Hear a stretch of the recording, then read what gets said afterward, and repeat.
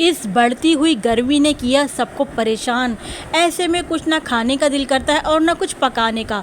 दिल करता है कि बस कुछ ठंडा ठार मज़ेदार सा मिल जाए। तो आज मैं गर्मी से बचाव की ऐसी रेसिपी दूंगी जिसको आप बनाएं और पूरी गर्मी में इस्तेमाल करें। तो आज हम बनाएंगे इमली और आलू बुखारे का मज़ेदार किस्म का शरबत, जो कि आपको लू से बचाएगा, गर्मी से बचाएगा और आपके अंदर ठंडक का एहसास दिलाएगा, मैदे को ठंडक पहुंचाएगा, जिगर की गर्मी को दूर भगाएगा। तो ये ऐसा ड्रिंक है जिसे आप लोग बनाकर सेव कर सकते हैं। गर्मी का तोड़ है ये शरबत। रेसिपी को एंड तक देखें। रेसिपी अच्छी लगे तो प्लीज़ लाइक शेयर ज़रूर कर दीजिएगा। आप सब लोगों का बेहद शुक्रिया। बिस्मिल्लाहिर्रहमानिर्रहीम, अस्सलाम वालेकुम। मैं हूँ सबरीन अकमल। मैं आपको अपने चैनल दिल्ली के जायके में वेलकम करती हूँ। उम्मीद करती हूँ आप सब लोग खैरियत से होंगे।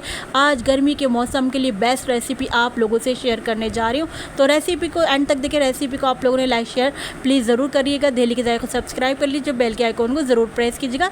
नए देखने वालों से रिक्वेस्ट है। इमली और आलू बुखारे का शरबत बनाने के लिए मैंने यहाँ पर 100 ग्राम इमली ली है और 100 ग्राम ही आलू बुखारे लिए हैं। अच्छा, यहाँ पर मैंने इन दोनों को 2-2 घंटे हो गए हैं इन दोनों चीज़ों को भीगे हुए। लेकिन अगर आप चाहें तो इनको एज इट इज़ भी यूँ ही इस्तेमाल कर सकते हो, क्योंकि जब हम इनको पकाएंगे तो इनकी ईज़िली पकने से गुठलियाँ जो है आराम से रिमूव हो जाते हैं, इनके सीड्स।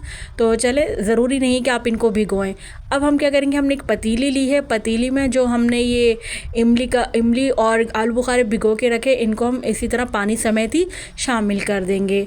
तो ये देखिए, सबसे पहले हमने इमली शामिल कर दी है, इसके बाद अब हम आलू बुखारा पानी समेत शामिल कर देंगे। अच्छा, अगर आप चाहें तो यहाँ पर टोटल आपके पास 1 लीटर पानी होना चाहिए। और अब मैं इसको इसी पानी समेत ही ना यहाँ पर पकने के लिए रख दूँगी। अच्छा, अब सवाल ये पैदा होता है कि हमने इसको कितनी देर तक पकाना है। तो देखिए, हमने इसको सिर्फ 10 से 12 मिनट तक के लिए पकाना है, क्योंकि आप देखिएगा इस दौरान आप देखिएगा कि आलू बुखारा और जो इमली है ना, ये अपने सीड्स आराम से रिमूव कर देंगे इस दौरान ना। तो हमने चले फ्लेम ऑन कर दिया है और हम अब इसको 10 से 12 मिनट तक के लिए पकने के लिए रख देंगे। अगर आप देखें आपके आलू बुखारे के सीड जो है आराम से रिमूव नहीं हो रहे हैं तो फिर आप मज़ीद और टाइम दे दीजिएगा। लेकिन ये कि 10 से 12 मिनट में मैं आलू बुखारे जो है आराम से सीड से रिमूव हो गए थे। तो चले, अब हम इसको 10 से 12 मिनट तक के लिए पकने के लिए रख देते हैं। ये आलू बुखारा और इमली का जो शरबत है ना, ये मैदे को ठंडक पहुंचाएगा, आपके जिगर की गर्मी को दूर भगाएगा। तो ऐसा ड्रिंक बना जिसको आप बनाकर इस गर्मियों में आप सेव करके रख सकते हैं। तो ये देखिए, बहुत बेस्ट शरबत है ये मैदे और जिगर की गर्मी के लिए। और देखिए, अब मैंने इसको कवर करके रख दिया था पकने के लिए। तो देखिए 10 से 12 मिनट में इजीली हो गए हैं ये। मैं आपको दिखाती हूँ। देखें, ये आराम से, ये देख रहे हैं आप आलू बुखारे किसने आराम से इन्होंने सीड्स जो है रिमूव कर दिए हैं। अब क्या करेंगे, अभी हमने इसको फ्लेम ऑफ करके ठंडा करने के लिए छोड़ देंगे। मैंने पंखे के नीचे इसको ठंडा करने के लिए छोड़ दिया था। फिर जब ये ठंडा हो गए थे तो फिर मैंने इमली और आलू बुखारे दोनों के मैंने सीड्स जो है आराम से रिमूव कर लिए थे। तो मैं आपको दिखाऊंगी रिमूव करने के बाद भी। देखिए, लेकिन पहले हमने इसको ठंडा करने के लिए छोड़ना। ऐसे गरम गरम में ही आपने हाथ नहीं डालिएगा। तो ये देखिए, ठंडा हो गया था और मैंने सीड्स देखें सब इमली और आलू बुखारे दोनों के रिमूव कर लिए थे आराम से। देखिए, ये साफ़ ये हो गया है।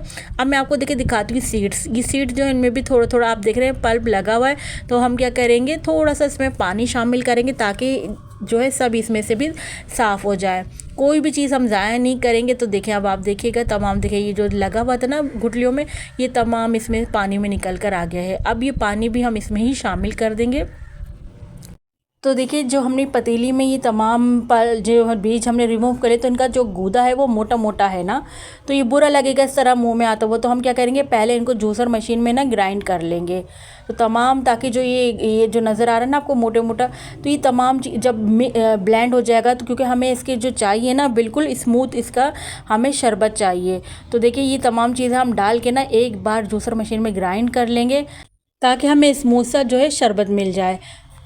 बस 2 से 3 मिनट हम ग्राइंड करेंगे और लीजिए हमारा स्मूथ सा पेस्ट जो है या स्मूथ सा शरबत हमें मिल जाएगा। 2 से 3 मिनट तक के लिए बहुत है। अब क्या करना है, जब हमारा ये शरबत जो है ये ग्राइंड कर लेंगे, तो अब हमने क्या करना है, इसको छान लेंगे। क्योंकि आपको इसमें जो नज़र आ रहा है इमली के जो छिलके होते हैं इसकी गुठली के, तो ये सब हम छान लेंगे, क्योंकि मुंह में आते हुए ये भी बुरे लगेंगे ना। आलू बुखारे के भी अपना एक जाला सा होता है, तो ये दोनों चीज़ों को अब हमने क्या करना है, इसको हम छान लेंगे। देखिए हमने पीस लिया है, अब हम इसको छान लेंगे। कोई भी आप स्ट्रेनर ले लें, उससे आप इसको छान लीजिएगा। मैं आपको देखिए इसको छान के दिखाती हूँ। अब क्या है, हमने सारा जो है इसमें शामिल कर लिया है स्ट्रेनर में, और हम इस स्पैचुला की मदद से इसको छानते जा रहे हैं। तो आप देखिएगा नीचे जो है हमें बिल्कुल स्मूथ सा और छना हुआ हमें ये मिल जाएगा शरबत। अब आप देखिए ये तो स्ट्रेनर जो है इससे हम छानते जा रहे हैं। देखिए तमाम आपको नज़र आ रहे हैं, इसमें रुकते जा रहे हैं। जो भी आलू बुखारे और इमली के बीच के जो छिलके वगैरह होते हैं सब इसमें ही रुकते जा रहे हैं। जब ये सारा का सारा हम छान लेंगे तो अब आप देखिएगा कि जो हमारा जग है इसमें थोड़ा शरबत लगा हुआ है, तो हम क्या करेंगे, थोड़ा पानी इसमें डालकर हिलाकर इस स्ट्रेनर में शामिल कर देंगे, ताकि तमाम जो और ये पल्प रह गया इसमें ये भी अच्छी तरीके से निकल जाए। तो हम पानी शामिल कर देंगे। अब देखिए सारा का सारा हमने जो है छान लिया है, बस ये छिलके से बचे हैं जिनको हम रिमूव कर फेंक देंगे, डिस्कार्ड कर देंगे। अब ये देखिए हमें स्मूथ सा कितना अच्छा सा हमें शरबत मिल गया है। अब यहाँ पर हमने इसको पकाना है, तो इसको पकाएंगे किस तरह। यहाँ पर हमने पतीली ली, पतीली में हमने पानी शामिल कर दिया। मैंने 1 कप यहाँ पर आधा कप पानी शामिल किया है, और 2 कप मैं यहाँ पर चीनी शामिल करूँगी। 2 कप हमने यहाँ पर चीनी के शामिल कर दिए हैं। अब देखिए अब जो हमने ये सिरप बनाया, जो हमने ग्राइंड किया है ना, इसको भी हम इसमें शामिल कर देंगे। अब यहाँ पर हमने इसको पकाना है। अच्छा, अब सवाल ये पैदा होता है कि अब हमने कितनी देर तक पकाना है। तो मैं आपको बताऊं कि हमने इसको पकाना है 10 मिनट तक के लिए। या इसकी एक और निशानी मैं आपको बताऊं, अभी आप देखिएगा जब ये पकना शुरू होगा तो इसमें ऊपर झाग आ जाएंगे, ठीक है। तो वो झाग ना आप देखिएगा, तो झाग को हम रिमूव कर लेंगे, और जो झाग है ना वो ख़ुद ही बनना बंद हो जाएंगे, स्टॉप हो जाएंगे झाग बनना। तो ये एक निशानी ये भी है कि आप समझ जाएं कि आपका ये शरबत जो है रेडी हो गया है। और दूसरी निशानी ये है कि ये गाढ़ा होना शुरू हो जाएगा। अभी तो ये पतला है, चीनी डली हुई है, चीनी अपना पानी छोड़ेगी तो ये मज़ीद और पतला हो जाएगा ये शरबत। लेकिन जो जो चीनी इसमें डिज़ोल्व होती रहेगी, और ये आप देख रहे हैं ना ये वाइट इस तरह झाग है, ये सब क्या है ख़त्म होना शुरू हो जाएंगे, और ये इमली का जो पल्प है ये सिरप जो है ये गाढ़ा हो जाएगा। तो वहीं हम अपना चूल्हा बंद कर देंगे। तो चलें, फ्लेम हमने ऑन कर दिया है और हम इसको पकने देते हैं। अच्छा, जब तक हमारा ये पक रहा है इतने हम जो तुख मलंगा है इसको पानी में डिज़ोल्व कर लेते हैं, क्योंकि देखिए ये भी गर्मियों के लिए बहुत अच्छा है। तुख मलंगा इसकी भी तासीर ठंडी होती है, तो इसका भी इस्तेमाल आपने गर्मियों में ज़रूर करना है।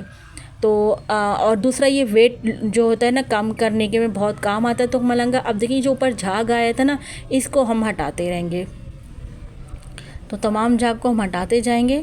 फिर आप देखिएगा ये तमाम झाग जो एक वक्त आएगा कि खुद ही बनना बंद हो जाएंगे, तो वहीं हम समझ जाएंगे हमारा शरबत जो है वो रेडी हो गया है। अब आप देखिए यहाँ पर हम चमचे से चलाते जा रहे हैं, इससे क्या हमें इसकी थिकनेस का भी पता चलता रहेगा कि कितनी थिकनेस हुई। अच्छा, इसको हमने ज़्यादा देर तक नहीं पकाना, वरना जब हम इसको सेव करने के लिए रखेंगे तो ये जम जाएगा, तो हमने इसको ज़्यादा नहीं पकाना। और एक और मैं आपको यहाँ पे टिप बता दूँ, आप जब इसको सेव करेंगे तो उस टाइम आपने क्या करना है, जब ये ठंडा हो जाएगा, ठीक है ना, अभी तो गर्म है, हम इसको ठंडा होने के लिए रखेंगे, तो आपने तकरीबन 2 से 3 टेबल स्पून जो है लेमन जो है नींबू का रस शामिल कर दीजिएगा। इससे क्या होगा, जब आप सेव करने के लिए रखेंगे ना फ्रिज में तो ये जमेगा नहीं, ठीक है। तो ये टिप मैंने आपको बता दी है। अब आपने क्या करना है, देखिए हमारा खूब पकता जा रहा है। आजकल जिस तरह की गर्मी पड़ रही ना, इस तरीके की शरबत बनाकर आप लोग बच्चों को दें, बुज़ुर्गों को दें और घर के मर्दों को पिलाएं, क्योंकि हम ख़वातीन तो घर में रहते हैं, बच्चे स्कूल और ट्यूशन जाते हैं और मर्द हज़रात जॉब के लिए जाते हैं, तो ये शरबत जो है बेस्ट रहेगा। तो आप लोगों ने इस शरबत को ज़रूर बनाना है, बनाकर स्टोर कर लीजिए। ये आपको लू लगने से बचाएगा, महफूज रखेगा, गर्मी लगने से महफूज करेगा। तो इस शरबत को बनाकर आप महफूज रख सकते हैं। अच्छा, अब यहाँ पर हम शामिल कर रहे हैं काला नमक। 1/2 टी-स्पून हम यहाँ पर काला नमक का शामिल कर देंगे, और 1/2 टी-स्पून हम यहाँ पर रेगुलर नमक शामिल कर देंगे। दोनों नमक आपने ज़रूर डालिएगा, इससे क्या होगा, बैलेंस रहेगा आपका शरबत।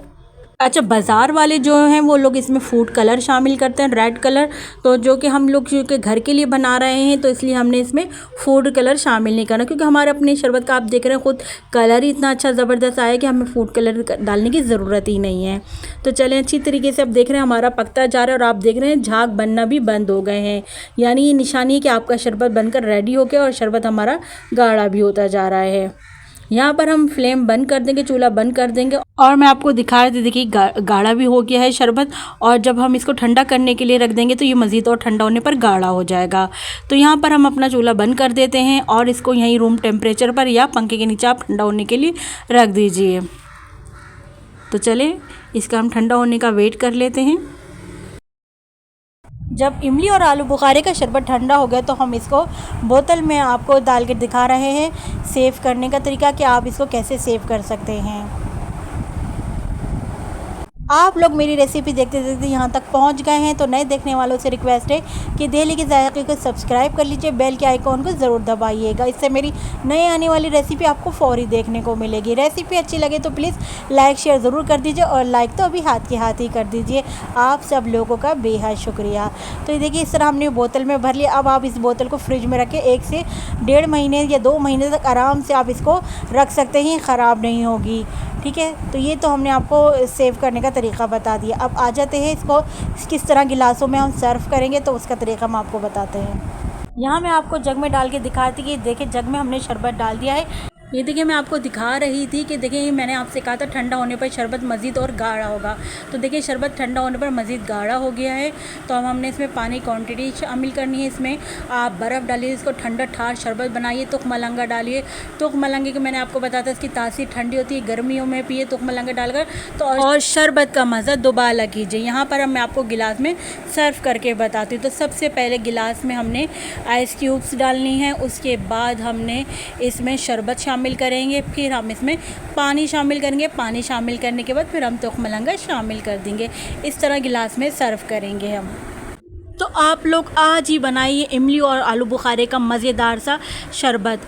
आप यकीन करें बाहर की केमिकल वाला शरबत आप लोग पीना छोड़ देंगे जब घर में आप खुद ये मज़ेदार ठंडा ठार शरबत बनाएंगे। ख़ुद पिएं, अपने बच्चों को पिलाएं, अपने बच्चों को ख़ुद को गर्मी से बचाएं। ये शरबत बना के फ्रीज़ कर लीजिए। इससे पहले मैंने आपको कैरी के शरबत की और स्लाइस जूस की रेसिपी मैंने आपको दी हुई है, आप लोग जाकर मेरे चैनल पर देख सकते हैं। कैरी के शरबत भी लू से गर्मी से बचाता है, और मैंने जो स्लाइस जूस है उसके भी रेसिपी आपको दी हुई, तो आप लोग मेरे चैनल पर विजिट कर सकते हैं। आप लोग मुझे कमेंट करके बताइएगा कि आप लोगों को मेरी रेसिपी कैसी लगी। मुझे आपके प्यारे से कमेंट का इंतज़ार रहेगा। तो चले चलती हूँ, क्योंकि मैं आप लोगों के लिए इसी तरह मज़े मज़े की यमी यमी ईद और समर रेसिपीज़ आपकी खिदमत में लेकर हाजिर होती रहती हूँ। जब तक के लिए मुझे समरीन अकमल को दिल्ली के जायके से इजाज़त दीजिए। अल्लाह हाफिज़।